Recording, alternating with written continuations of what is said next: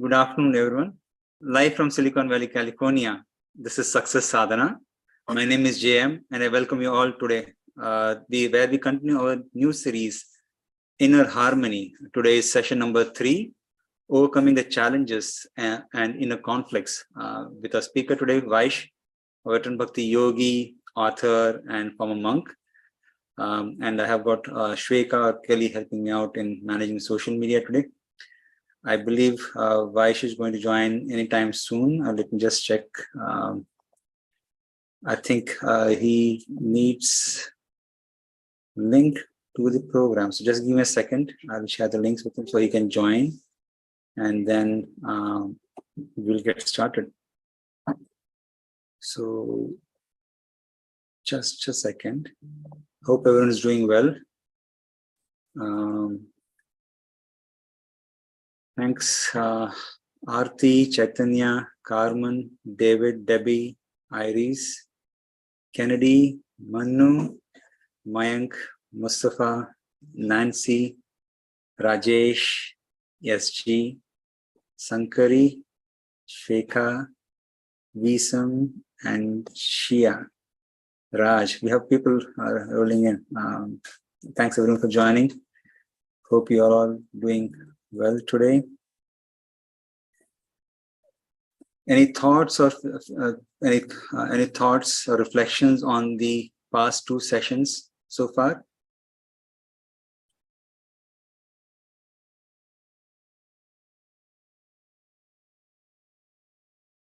Or as you join this session today, what were you hoping to maybe get out of it?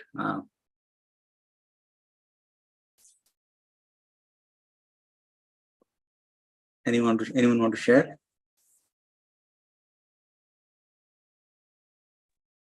Peace of mind, JM, as usual. That's that's true. I mean, yeah, 3 people know peace of mind. And as soon as I heard that, actually, my anxiety went down. As you can imagine, I'm just trying to see, just check messages. Did Vash get the link? Oh, please, able to join soon. Oh, here he is. Yeah. I think he is here. I'm here.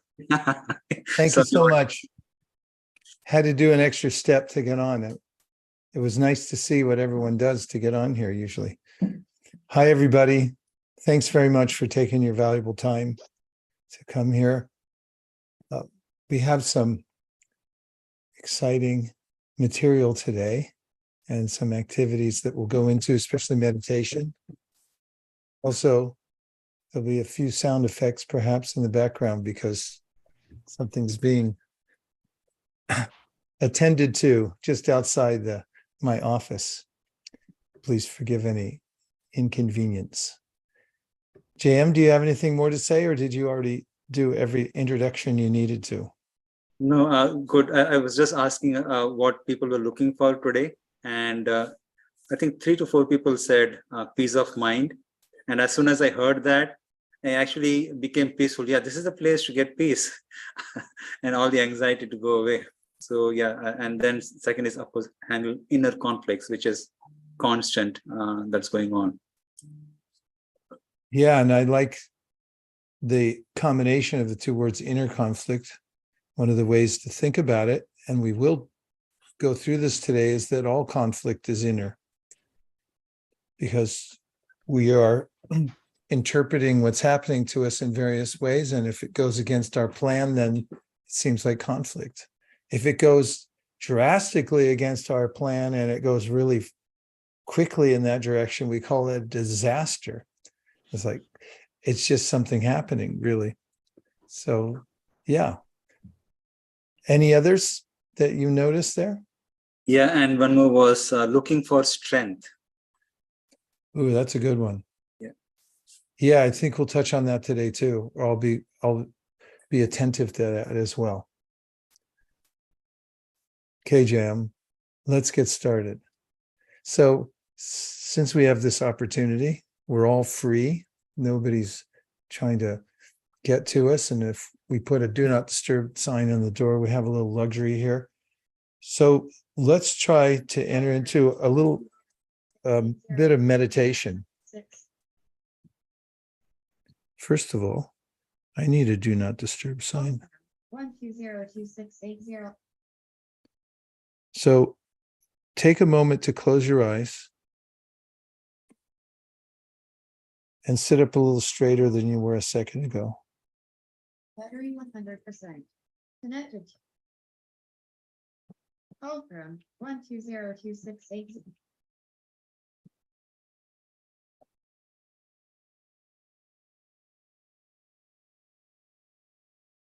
And breathe.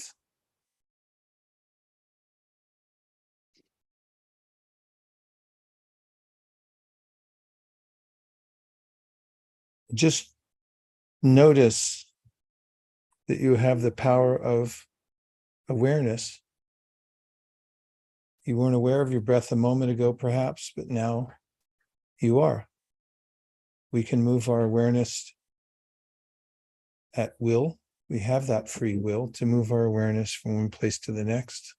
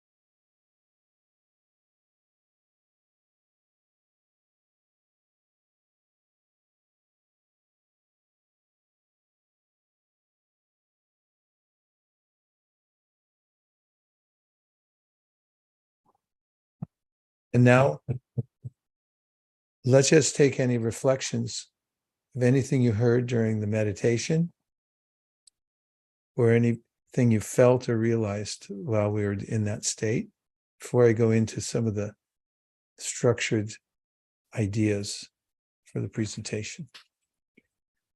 Sharing means caring. Go ahead, Kennedy. Hare Krishna, I don't know if it was from someone else's or your background, but there was some like banging construction noises, and there's construction noises behind me on and off too.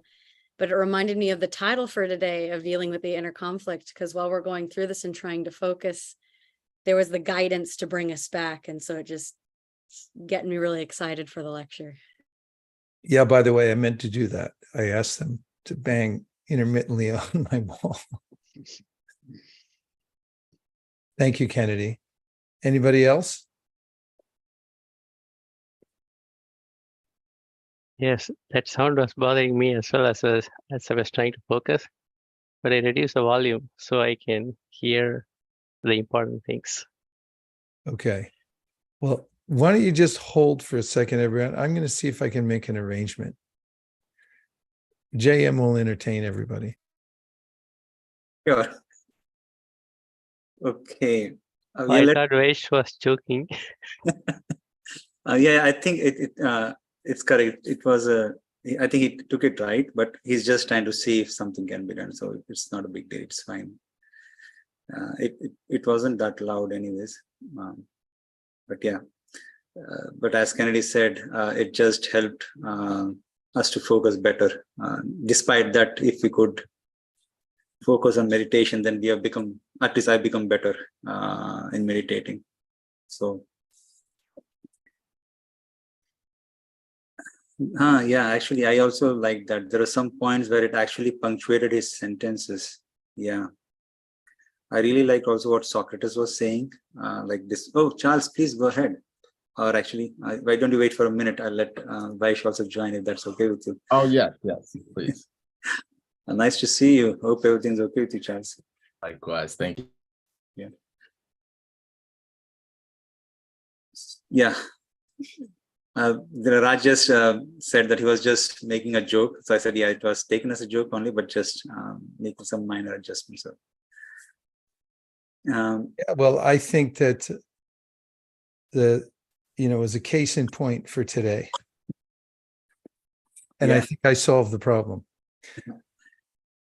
Charles had his hand up. Charles, great to see you. Go ahead, Charles. Oh, thank you. Yeah, and no problem at all. And I really like what Raj was saying. I think from that, one insight I got was to turn down the volume of maybe the distractions in life and pay attention to what's really important. That was from what Raj was mentioning, actually. I like that piece about turning down the volume of the distractions. This is a really helpful extended metaphor. And if we can imagine that there is a little volume control and that we can adjust it accordingly, if we don't like what we're being subjected to, change the subject or turn down the volume on certain areas. Brilliant. Thank you very much. Great. We've got Manu. Yeah, I think I felt, such a powerful meditation. And what I really liked and what struck to me was, most of the time we get entrapped that we are this outside covering. But when you were reading that, I could see how we are actually just the conscious being from inside. And many times I think conflict also comes because we think that we are this outside body. So thank you. Yeah, that was one of the sections of the meditation we read through where we can actually look and see the various aspects of our life that we go through as dramas and realize that we're showing up at a costume party. And in each one of the segments of the play, we're playing a particular role, but we can always be aloof. Nice. Thanks. Anyone else?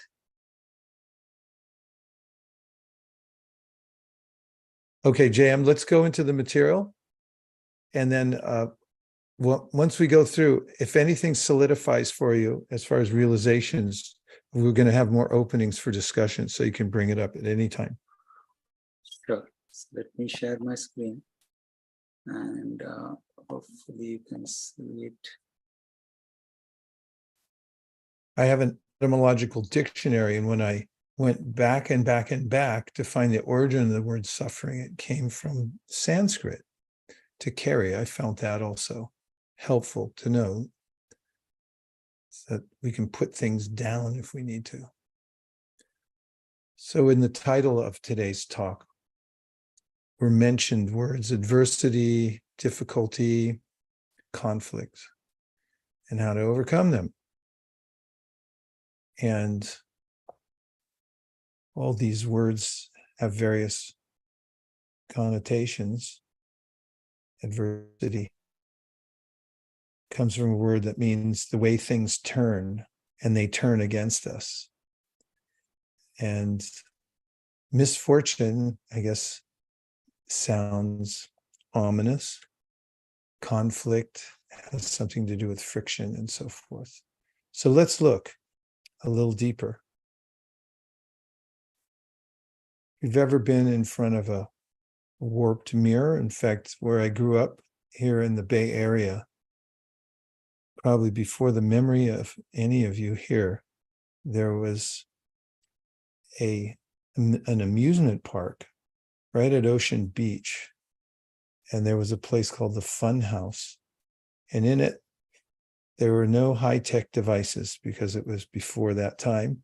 So everything had to be enacted on a very simple level. And one of the amusements there was a series of mirrors. If you'd stand in front of them, one would make you tall and skinny, another would make you short and fat, another would make you look wavy. And we derived hours of satisfaction by looking at ourselves as kids in the mirror, in these various mirrors, and seeing the distortions. And in a similar way, the mind is a lens through which we see the world, also described as a mirror, darpanam. And according to the yoga system of Patanjali, the mind becomes distorted by what he calls vrittis. And interestingly, it's the same word. The vritti means the turnings of the mind. In fact, I mentioned it when we looked at the words in the beginning that we're examining. Go back one slide, please. Adversity. It has the sense of turning. Okay, you can go back. So vrittis means the mind's turning. It also has some sort of blemish, distortion. So when we see through it, we don't see accurately.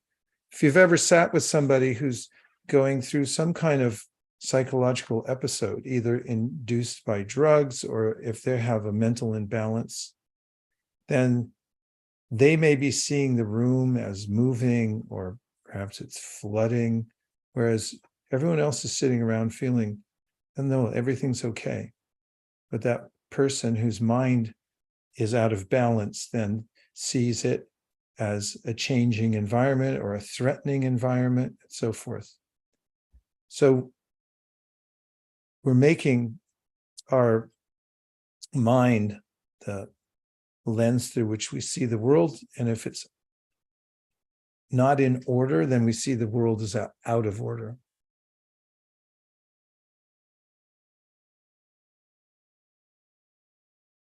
So I'll tell you a story about the man who got married on the train. Would you like to hear a story about the man who got married on the train? So Yes. Okay, good. One day, man on his way to work, actually he had lost his job, so he wasn't working at that time. And he got on the regular train that he would have gone on for work, but he was feeling a little hapless and didn't know what he was going to do next in his life. And he got on his usual stop, and as he went along, more people got on the train. As was usual, each day, people on their way to work. And he stood and observed people as they filled up the compartment he was in. And at one stop, he noticed a very attractive young woman got on the car. And then as the train went off, they went through a tunnel and the internal lights went out in the car. And as they pushed through the tunnel, because of the crowded situation in the car, and because of the way the young woman had got onto the car, he suddenly thought that maybe she was standing right next to him. In fact, as the car was jostled, he thought, I think actually her hand touched mine. And in darkness, as they moved on, his mind then thought, yes, actually, she got on and she walked this direction, and I think that means that she likes me. And then she thought, since she likes me, perhaps what's going to happen is we're going to be together. Not only just together, we'll probably get married. And he developed a scenario in his mind that they would meet his parents, and he'd be so proud because they always said, you'll never amount to anything. No one will ever marry you. And then he'll say, well, look, I found the most beautiful woman and she likes me. We're going to get married. And then he sees in his dream, they do get married. And due to good fortune, she inherits money and they live in a big house and they have kids. And he's thinking of the different conveyances he's going to drive and so forth. And as he's fully absorbed in these thoughts, the train bursts out of the tunnel into the daylight. And he looks and he sees that an old man who was also on the train had moved over, and he was the one bumping into his arm. And just as he looked up and he saw the veins on the man's arm, he jumped back and recoiled from the whole situation. And the dream broke, and he saw that I'm standing in the train, and somehow or other the woman wasn't even present in the car at all. She had perhaps moved to the next car. And this is a story, and various variations of it are told to indicate the ways in which we carry things in this world. We see a situation, we interpret it a certain way, we enter deeply within it and imagine that this is what's going to happen, this is what's happening now, and so forth. This is all the concoctions of the mind. And I'm going to tell you two more very short stories that go along with this. One of them is about how I was startled by an office chair. When I was in London, I was at someone's home, apparently their home office, and there was a very high-backed office chair. So I had gone to sleep. I had, in my sleep and jet lag, forgotten exactly where I was. But when I woke up, you could put the screen back. When I woke up, I saw what I thought was a big person standing over me. And I literally jumped. And then as I peered through the darkness, I saw and remembered that it was the office chair that had a protrusion at the top to rest one's head that looked just like a person's head. And then a second later, I relaxed and went back to sleep, having been startled.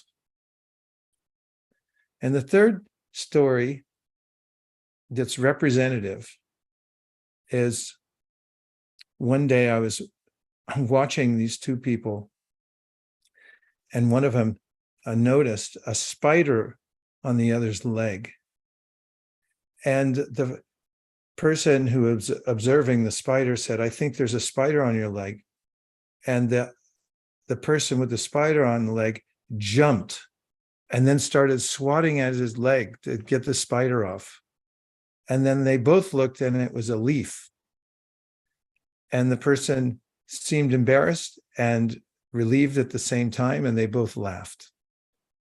So these three stories are indicative of the constant stories our minds tell us, or they're representative.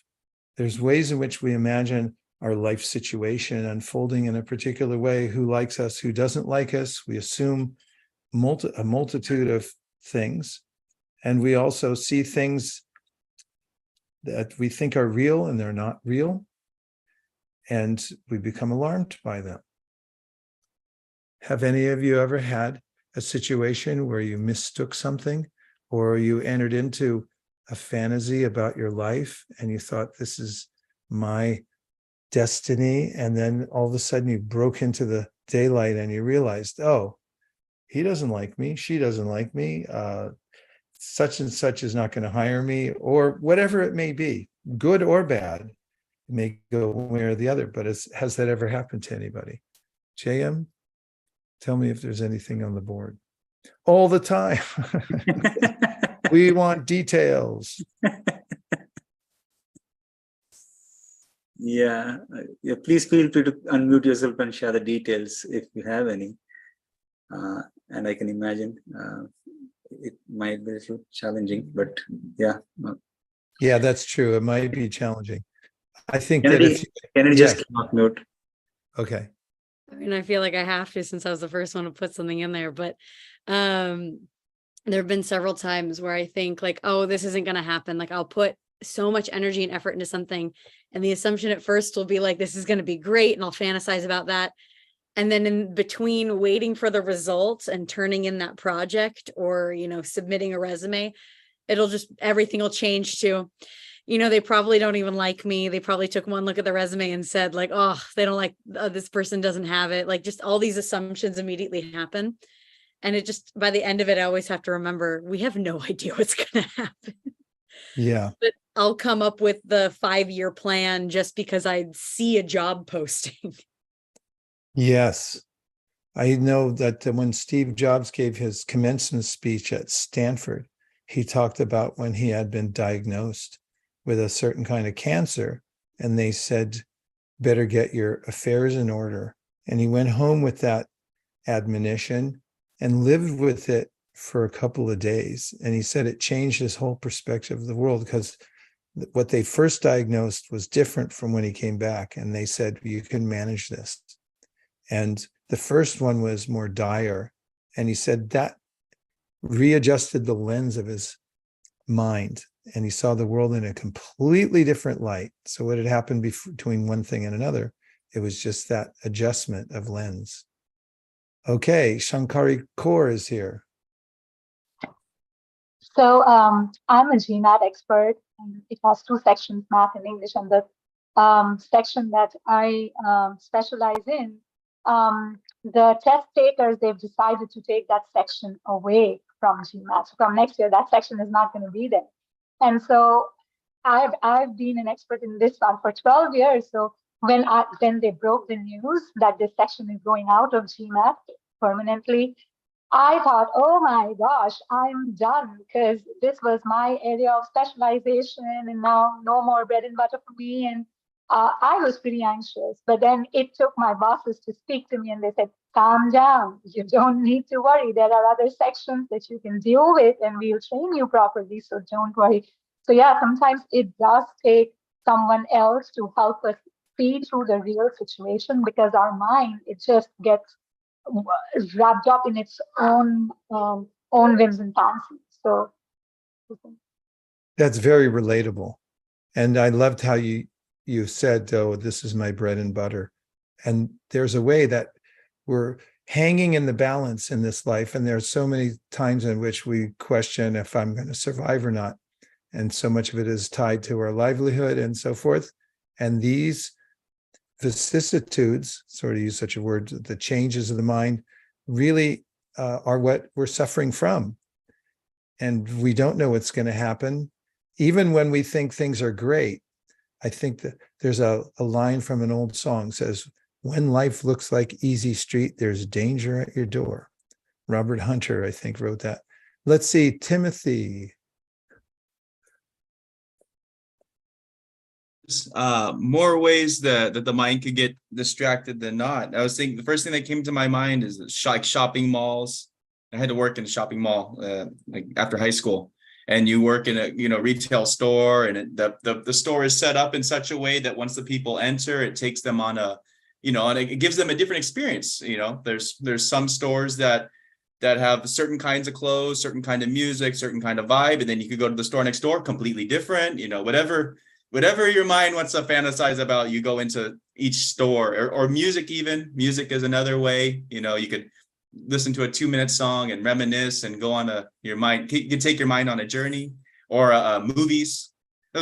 It's actually kind of scaring me. I'm thinking of so many more ways to get distracted with the mind than ways to get focused. I think that's such a interesting point you made, and how the environment that a particular object is in, the music that you're hearing around it, it creates this sense of elegance and so forth. If you just found it on the street, you think like, oh, this is garbage. But if you find it in the retail store and it's got a huge price tag on it, and the music is playing, and the attendant is elegant, and how may I serve you, and so forth, and go, this is so valuable. And in the Bhagavad Gita, when Krishna begins speaking about Dhyan Yoga, or meditation, he says that yogis are able to move back from the world and observe it in such a way that, he says, pebbles, stones, and gold look equal to him or her. There's a way that the whole world, the ups and the downs, you say, oh, it's all in one category. It's all the changing elements of this world, and I'm watching it. And so this preparation of the world, the sort of illusory environment that is created here to make me think that I'm going through a particular phase, is because of my identification with it and the way it's been arranged. Okay, Jam, let's see a few more slides after those excellent points. Yeah. So just a quick announcement. We continue the Mantra Zone Next Chop, the Mantra Zone event. We continue this Friday today. We will have start at 6:30, where we'll have hosted dinner, followed by 7 to 8, where mostly we'll have mantra music and some wisdom discussion. So if you're in and around Bay Area, please do come by. You can sign up at bhakticommunity.com/meetup-palo-alto, or you can scan this barcode. We'll love to have you. So we'll have some nice music and discussion and some talk. So that was a Mantra Zone. So let me go back to the slide now quickly. Hey, if not for any other reason, definitely go for the food. And the reason that Jam did a double take, you probably couldn't take. I'm trying to train him to say that like Rod Serling and say, next stop, the Mantra Zone. So again, going to philosophy, Epictetus, he said, he's a Greek philosopher, we don't see the world the way it is, we see the world the way we are. That's been said so many times by so many people, it's cliche by now. But if we take that as a reminder, wherever we go, whatever we look at, the way we react to the drama that's taking place in our mind, it helps us to step back and maintain that position of neutrality as a witness. Remember, it's our internal workings that determine how we see the world, the lens of the mind. Okay. So another phrase that we can remind ourselves, all problems are perceptual, not actual. And that this movie screen is projecting the drama of our life. What's the screen? Our minds. We never see the world directly. As I said in the meditation, we're seeing it on the screen of our mind, and then we're reacting to it in various ways. But we can always remember that we're the one watching it. It's our life situation, but we're the life. And life means consciousness. And consciousness means we have volition. We have the choice of where we place our awareness. We don't have to absorb ourselves in the drama of our life situation at every moment. We must be attentive to it. I'm not suggesting anything impractical. We have to be attentive to our life situation because it's not false. It's just temporary. It's passing by us. And those who have this sense of perspective become more expert in dealing with their lives because they understand it's a necessary activity to attend to the various aspects of my life. But because they're detached as they do it, that is, they have a much broader perspective about what life is and why things are happening, they don't become overwhelmed by them and make bad choices. This is enlightened engagement with the world. And it's not so far off and it's not far-fetched. And it doesn't mean you have to go to the Himalayas because you take your mind with you there too. You have to deal with your life, but you have to deal with it in an enlightened way.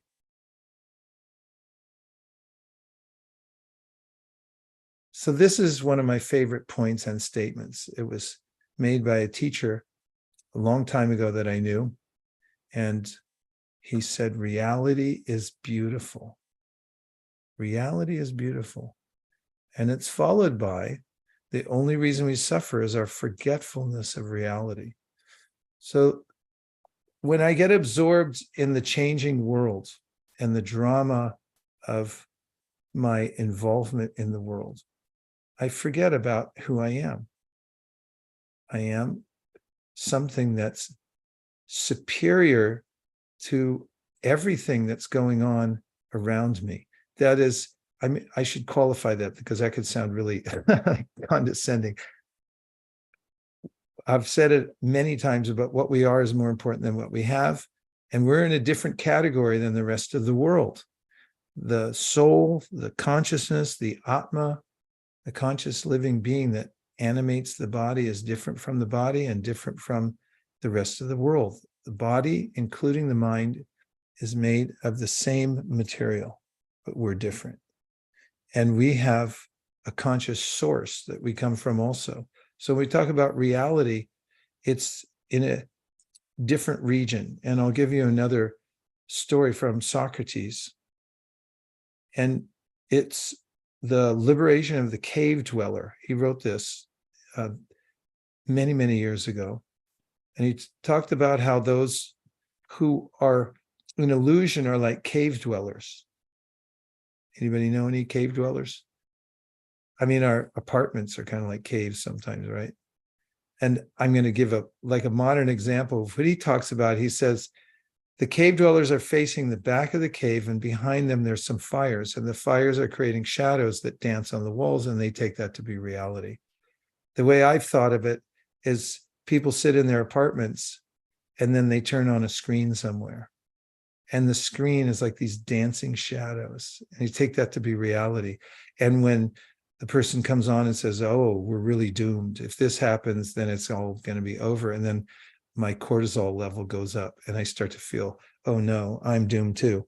And I'm keeping my mind in reality. I've been noticing as I travel anywhere I go in the world, people have their eyes fixed on the shadowy images that come out of a telephone. It's ubiquitous. Any country I go to, if you go, I'm pulling out of a station, I can look and I'll see that everyone's sitting there, everyone. I was in Italy recently and I was at an airport and I looked around and I surveyed and I could not find one person out of at least 150 people in that area waiting for a plane that didn't have their nose in a screen somewhere. So the way Socrates talks about how the cave dwellers are facing the back of the cave, they're watching some shadowy movements, and they say this is reality. So one, in his story, Socrates' story, one of the cave dwellers escapes, sneaks out of the cave, and goes out. And at first, it's very difficult for that person to adjust their eyes to the brightness of the sun. So that's the first thing he says when you turn towards reality, is you see such a bright light that you can't comprehend it practically. You can't adjust to it at first. But then as this person's eyes adjusted, They saw the variety of the world, and they saw the depth of the world, and they saw the dimensions of the world that weren't there in the cave. And that person changed their perspective dramatically, as you can imagine. And after some interaction with the world, that person becomes so enthusiastic to tell the others that they go back into the cave and they start nudging the others who are entranced with the back wall. And this person says, this isn't reality. Reality is out there. It's another realm completely. And there's colors, and there's other people, and there's variety that you couldn't even imagine. And Socrates says their reaction. Anybody who hasn't heard this story before, if you've heard it, you can't answer this. Please don't. But what do you think their reaction is at first, according to his story? The other cave dwellers, they hear there's another world, and it's far superior to what we have here.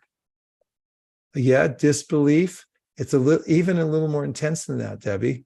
Anybody want to guess? They don't agree.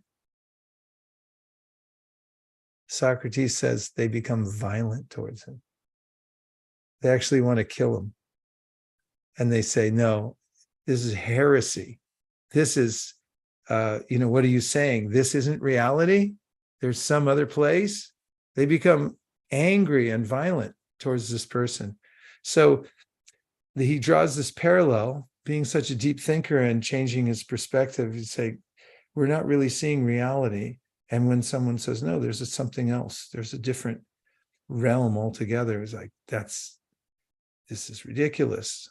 Who are you to say such a thing? We become indignant. So Socrates, there were a few more. Shock and outrage, yes. And he told him he was crazy. That's right. And they jump out of the cave in excitement and see reality. Yeah, at some point, one can only hope. Okay, Jam, I have a couple more slides. So, yeah, this is practical. How to see reality, ways to see reality. First is meditation. There are other ways, but I'm going to give 3 ways today. We already practiced a meditation at the beginning. And meditation, then we have selfless service. What's that doing on this list? That sounds very interesting, doesn't it? How that is a way to see reality. And third, association with sadhus. I've perhaps explained in the past, but it's worth a refresher right now. Sadhu is a Sanskrit word. It comes from the word sadhaka. Sadhaka, it's the same word conjugated in a different way, means that a person who practices something, and the practice is called sadhana, and the goal is called the sadhya. So in general, those who are very deliberately increasing their perspective, upgrading their perspective and practicing on some spiritual path is called the sadhu. So there's that.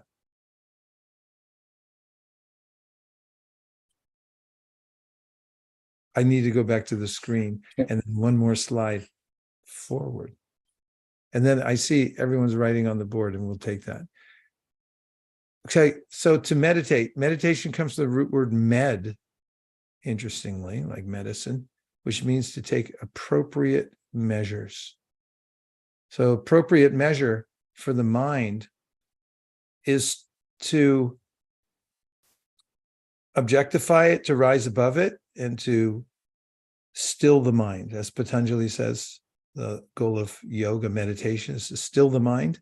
And in Bhakti Yoga, there's a use of mantra. Mantra introduces a sound vibration that enchants the mind and also introduces it to a realm which is beyond the cave. One-stop shopping, you have the powerful mantra, and if you take the mantra as meditation, as the place to fix your mind, then the mantra has this powerful effect of lifting the mind above the cave-like existence and the the limited perspective that it's in now and bringing it to the higher perspective and giving an experience of the spiritual world. Okay, JM, let's see what else we've got on the board. I have a couple more points to make, so we'll budget the time properly. But let's see, other comments on this, on the chat, or anybody else has a realization they want to share? Yeah, so there was just one thing which came about. I wanted to thank Kennedy for the posture she has been making for Success Sadhana. It came out very beautiful. So I just thought she has been, of course, helping out. So what her experience has been trying to create those posture and share. Yeah, I know we're on a time crunch, so I'll keep it brief, but it's been really lovely to be able to connect even more with a practice that I already felt very at home in, and to be able to offer my time in a way, especially in this world where everything feels so rushed. There's always a cause for anxiety. It's actually become its own meditative practice to sit down and do something that I'm used to doing, only now I'm doing it with a much deeper purpose. Thank you. Thanks, Kennedy, for sharing that. That was about the most perfect segue into the next point. I think I'll use that as a segue, and then we'll come back to the more points. Because what you just said, Kennedy, about meditative work, it's also known as selfless service. Sometimes we call karma yoga, because karma comes from the root word kri in Sanskrit, which means to work, to act. And karma is just another way of conjugating that word. So service, when we're working with a higher purpose, as Kennedy just said, one of the ways that's described in the Bhagavad Gita, at least a preliminary way of doing that, is something you can try at home. You know, some of the things people say, don't try this at home. Anybody ever tell you that? Don't try this at home. Do try this at home. Try it at home. Do work without expecting any reward. Really do it. And you'll notice what Krishna makes this point in the Bhagavad Gita. If you try this, you'll enter into the realm of self-realization. Amazingly, you rise above the mind, which is always vying for position due to the ego and thinking, how will I exploit the world? And it's so startling to actually enter upon a project without expecting any reward for oneself. But it puts the mind at ease and it makes the mind peaceful. Who would have thought that actually by working, doing the work one is already doing, but then taking away this impetus that is normally there to get some reward from it and doing it as selfless service, that one would be able to get a mind that's clear and free from conflict and adversity and anxiety. Doesn't it seem odd that that would happen, JM? I mean, it's counterintuitive, not odd, but it's counterintuitive, isn't it? Yeah, and as Kennedy said, what I also realize is actually that's the only source of happiness. Like when you see moms, when you see teachers, when you see those, they're always at selfless service, and look at how joyful they are when they see their son or daughter or their students, or like how much they are making progress, how much joyful they are. So just seeing that and just being at service to them, they feel so much of joy. So similarly, when we do selfless service for others without any reward, I think that's actually the only source of joy. Thanks, JM. Those are nice examples also, because there are examples of that in the world. Yeah. We can deliberately do it. Yes. I'll finish the last slide, then we'll go into the final comments, because I have a sneaking feeling that I'm going to pass the deadline. Okay, so the third is to associate with sadhus. I talked about what a sadhu is, a serious practitioner. This is an iconic painting, and it's of a seminar that took place 5,000 years ago. And the seminar was to discuss what is the highest benefit for every soul in the world, not just humans, but for every living being. That's what's being discussed up there. And the person who's sitting on that seat was put there by unanimous consent his name is Shukadev, and he was born self-realized. You may notice the style he's wearing. It's not Gucci or Prada. It's nothing. He didn't even bother to put on clothes. No style whatsoever. And the person sitting to his left is a king named Parikshit, who had been cursed to die within 7 days. So he wanted to know, what am I supposed to do now?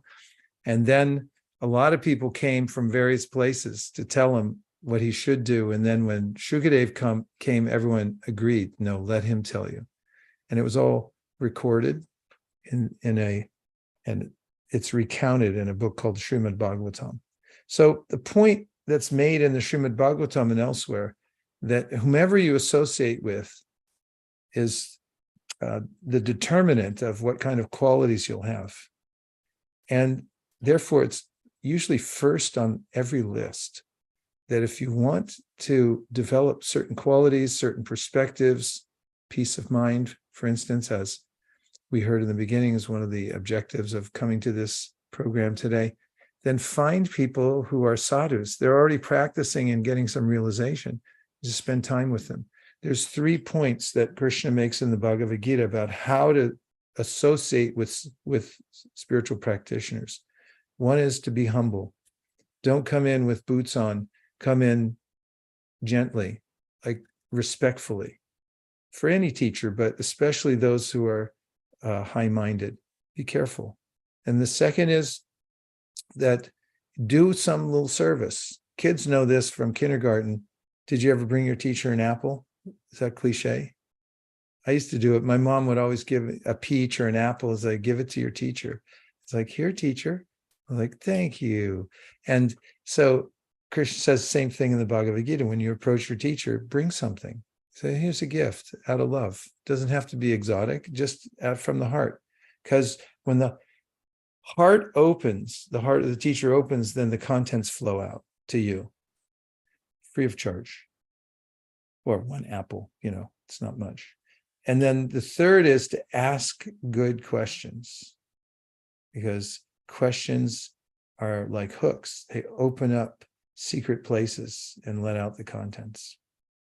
So that's how to associate with sadhus. And if you do that, you get a download that just by sitting there with sadhus and acting in those 3 ways, then all the information and all the moods, the perspectives, peace of mind, it all comes flowing out as if you had done one of those, what is it called? I just did it this morning, when you upload to a Mac.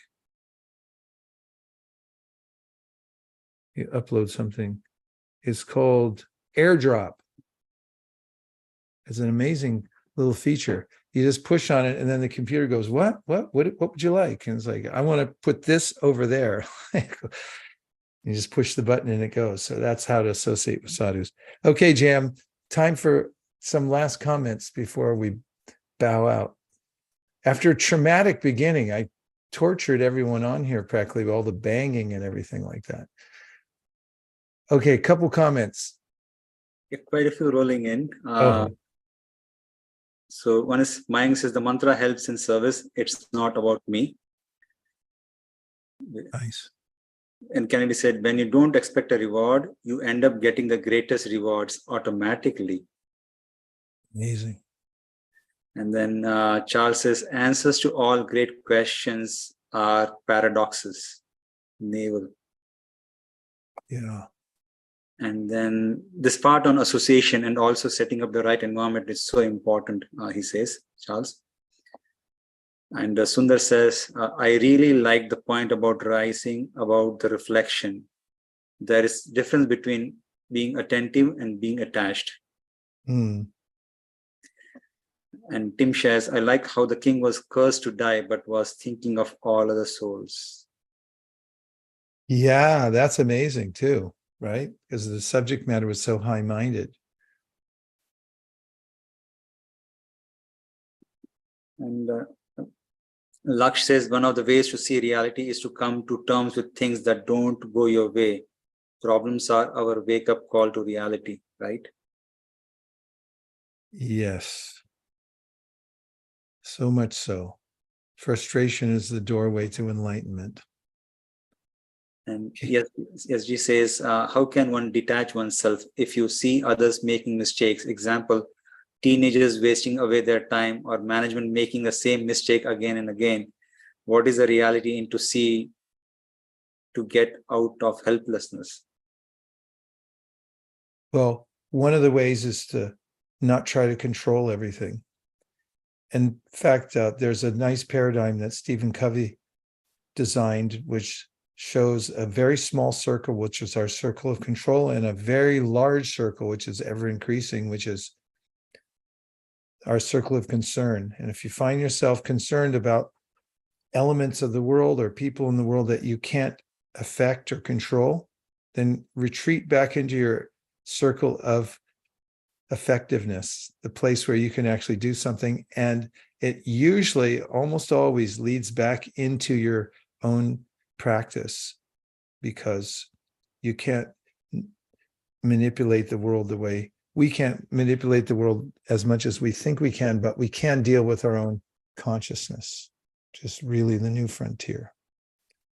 JM, can you put us on the last slide really quick? Like, we'll do one mantra to go out. I know I'm over time, but it's because of all the banging. No, I'm just kidding.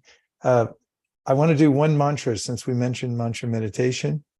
I'm going to put on this meditative music, and this is going to take us out. So you go away with one mantra. I found 236.